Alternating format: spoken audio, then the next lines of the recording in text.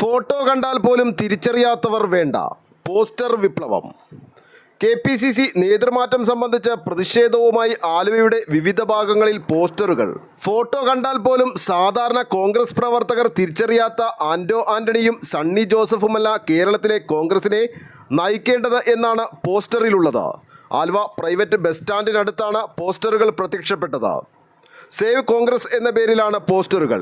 KPCCയിൽ നേതൃമാറ്റം ഉടൻ ഉണ്ടായേക്കുമെന്നാണ് പുറത്തുവരുന്ന വിവരങ്ങൾ. നിയമസഭാ തിരഞ്ഞെടുപ്പ് വരെ K. സുധാകരൻ തുടരുമെന്ന് അദ്ദേഹത്തോട് അടുപ്പമുള്ളവർ അവകാശപ്പെടുമ്പോഴും ചർച്ചകളുമായി ഹൈക്കമാൻഡ് മുന്നോട്ട് പോവുകയാണ്. നിലവിൽ ആന്റോ ആന്റണിയുടെ പേരിനാണ് മുൻതൂക്കമുള്ളത്. സണ്ണി ജോസഫിൻ്റെ പേരും പരിഗണനയിലുണ്ട്. ക്രൈസ്തവ വിഭാഗത്തിൽ നിന്നുള്ള നേതാവ് അധ്യക്ഷ സ്ഥാനത്തേക്ക് വരണമെന്ന് കേരളത്തിലെ പാർട്ടിക്കുള്ളിൽ അഭിപ്രായം രൂപപ്പെട്ടിരുന്നു.